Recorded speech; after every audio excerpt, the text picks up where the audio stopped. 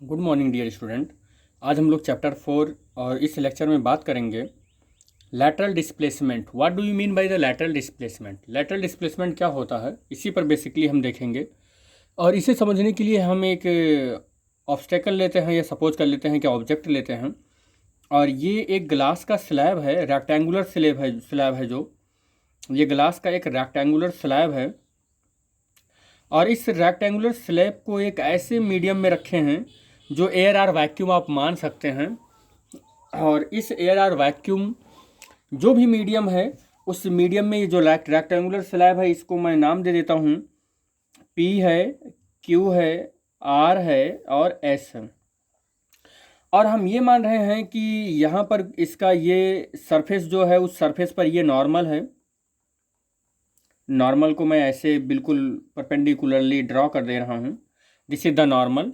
Normal को imaginary line होता है, कोई ऐसा दिखता नहीं है। हम चाहे जहाँ से भी लाइट इंसिडेंट कराते हैं, उस पॉइंट के क्रॉस हम मान लेते हैं कि ये नॉर्मल है। This is the incident light, इसे हम बोलते हैं इंसिडेंट लाइट। इंसिडेंट लाइट या रे भी बोल देते हैं। और हम इस इंसिडेंट लाइट को ए पॉइंट से लेकर आ रहे हैं। नॉर्मल से जो एंगल ये क्रिएट करेगा उसे सपोज कर लेते हैं आई है, जिसे इंसिडेंट एंगल बोलते हैं, जिसे इंसिडेंट एंगल बोलते हैं।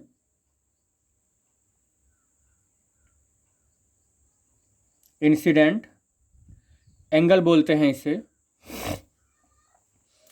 ये एक मीडियम है जिसका मीडियम का रिफ्रैक्टिव इंडेक्स n1 है। ये दूसरा मीडियम है जिसका रिफ्रैक्टिव इंडेक्स n2 है। और यहाँ पर यह भी मानना पड़ेगा n2 is greater than n1 है। तो सिंपल सी बात है कि इसका रिफ्रैक्शन होगा। एक मीडियम से दूसरे मीडियम में जा रहा है तो रिफ्रैक्शन होगा। तो रिफ्रैक्शन के दौरान ये रेरर मीडियम है और डेंसर मीडियम में जा रहा है। रेरर से ये डेंसर मीडियम में जा रहा है, तो ये थोड़ा सा नॉर्मल की ओर बेंट हो जाएगा। और नॉर्मल की ओर बेंट होकर कुछ इस तरीके से ये फेनामिना देगा। अगर मैं देखूं तो अगर ये ना होता, ग्लास स्लैब ना होता, तो ये जो हमारी लाइट है वो कुछ इस तरीके से अपने ओरिजिनल पाथ पर चली जाती। कुछ इस तरीके से ये अपने ओरिजिनल पाथ पर चली जाती। इसे हम बोल रहे हैं कि ये ओरिजिनल पाथ है। ये ओरिजिनल पाथ है। और ये रिफ्रैक्टेड, इसका जो लाइट है ये रिफ्रैक्टेड रेज है। ये इसे हम बोल रहे हैं कि ये आर है। ये आर का मतलब मैं यहाँ लिख दे रहा हूँ। आर का मतलब है रिफ्रैक्टेड रे। और ये रिफ्रैक्शन के बाद ये एंगल फिर आर होगा। और जो ओरिजिनल पाथ से जो इसका डेविएशन हुआ है, इसे बोलते हैं angle of deviation. Angle of deviation जिसे हम डेल से रिप्रेजेंट करते हैं। और डेल ये वैल्यू होगी आई माइनस आर होगा। इस एंगल की वैल्यू हो जाएगी आई माइनस आर। और यहाँ पर देखेंगे कि फिर हमारा डेंसर मीडियम से रेरर मीडियम में लाइट निकलेगी। तो ये दिस इज ऑल्सो नॉर्मल। ये नॉर्मल यहाँ ड्रा करना होगा। ये इसकी वैल्यू हम n2 बोल देते हैं। और इसका नाम n1 है, इसका नाम n1 है, इसका नाम n2 है। और ये वाला एंगल अगर r है तो ये एंगल r होगा, ये एंगल r होगा। और इस तरीके से ये लाइट फिर से डेंसर मीडियम से रेरर मीडियम में आ रहा है। सेकंड में इसका टाइम रिफ्रैक्शन हो रहा है। जब फिर से रिफ्रैक्शन होगा और डेंसर से रेरर मीडियम में आएगा, तो लाइट का जो ये लॉ ऑफ रिफ्रैक्शन है, ये कहता है कि थोड़ा सा नॉर्मल से दूर हटेगा। तो नॉर्मल से दूर हटेगा तो ये ऐसे सीधा चला जाएगा parallel to the original beam. ये ओरिजिनल बीम है। और ये हमारा जो है ये इमरजेंट रे है। इसे बोलते हैं कैपिटल ई और आर, मतलब इमरजेंट रे। इसे इमरजेंट रे बोलते हैं। हम इस पर इस पॉइंट से परपेंडिकुलर लाइन ऐसे ड्रॉ करते हैं। परपेंडिकुलर लाइन जब ड्रॉ करते हैं इस तरीके से, तो ये इस वाले पॉइंट को 90 डिग्री पर इंटरसेक्ट करता है, जिस पॉइंट को हम y नाम दे रहे हैं। और इस पॉइंट को हम नाम दे रहे हैं b। और ये जो एंगल है, इस एंगल को इमरजेंट एंगल यानी कि E कहते हैं।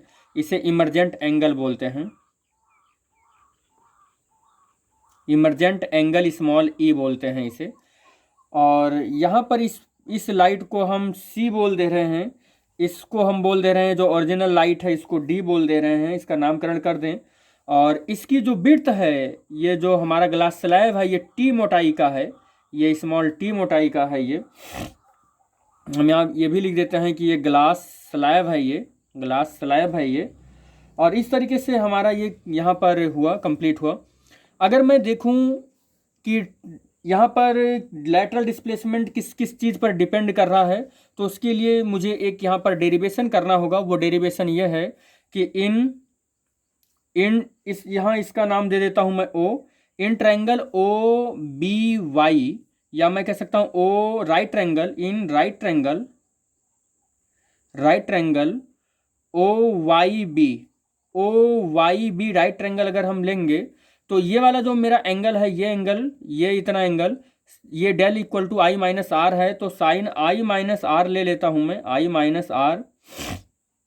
और साइन आई माइनस आर का मतलब हो गया परपेंडिकुलर का मतलब हो गया बी वाई, और अपान हाइपोटेनियस ओ बी। और मैं यहाँ से इसको क्रॉस मल्टीप्लिकेशन करूँगा तो B Y is equal to मिलेगा हमें ओ बी और into sine I minus R. Again we can see in triangle O right triangle O, और इसे भी कोई नाम दे देता हूँ मैं, इसे नाम दे देता हूँ मैं एक्स, इसे नाम दे देता हूँ मैं X. Again right triangle O X B triangle में हम देखेंगे, ये राइट ट्रायंगल है, ये राइट ट्रायंगल है ये। और राइट ट्रायंगल में मैं अगर देखूं तो यहाँ से मैं अगर सेक आर लूँ, सेक आर, तो सेक आर अगर लेते हैं हम, तो ये हमारा बन जाता है हाइपोटेन्यूज ओ बी, और हमारा बेस बनता है, बेस का मतलब ओ एक्स। और अब अगर मैं देखूं तो O B is equal to O X और सेक आर, और ओ एक्स की जो वैल्यू है वो width of the glass slab जो कि स्मॉल टी विड्थ का है, और इनटू सेक आर। ये ओ बी की वैल्यू अगर मैं चाहना क्या है, पुट ही करना है। ओ बी की वैल्यू इस इक्वेशन में रखेंगे, क्वेश्चन नंबर फर्स्ट में अगर हम रखेंगे तो B Y is equal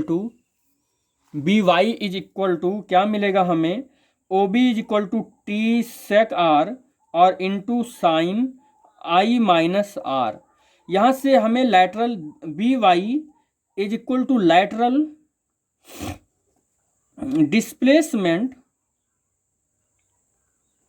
displacement small T और सेक आर और into sine I minus R. यहाँ से क्या हमें दिखाई पड़ा कि जो लैटरल डिस्प्लेसमेंट है वो कई चीज़ों पर डिपेंड करता है, और लैटरल डिस्प्लेसमेंट की फर्स्ट जो डिपेंडेंसी है थिकनेस ऑफ द मीडियम पर डिपेंड करता है। स्मॉल टी जो है वो थिकनेस ऑफ द मीडियम है, थिकनेस ऑफ द मीडियम इस पर डिपेंड करता है।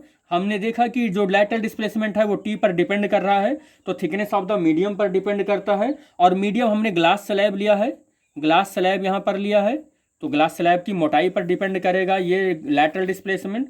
दूसरा जो फैक्ट है वह है एंगल ऑफ इंसिडेंट पर डिपेंड करता है, एंगल ऑफ इंसिडेंट पर डिपेंड करता है।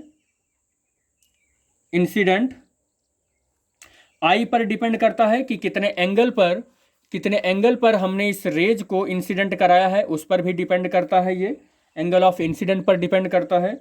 और जो तीसरी पॉइंट है इसमें, थर्ड पॉइंट जो है वो रिफ्रैक्टिव इंडेक्स पर डिपेंड करता है कि इसका रिफ्रैक्टिव इंडेक्स कैसा है, ये रिफ्रैक्टिव इंडेक्स कैसा है उस पर डिपेंड करता है। और याद रखिए कि रिफ्रैक्टिव इंडेक्स पर अगर डिपेंड कर रहा है तो इसका मतलब कि रिफ्रैक्टिव इंडेक्स के बदलने से वेवलेंथ चेंज होता है, यानी कि वेवलेंथ पर भी डिपेंड करता है ये।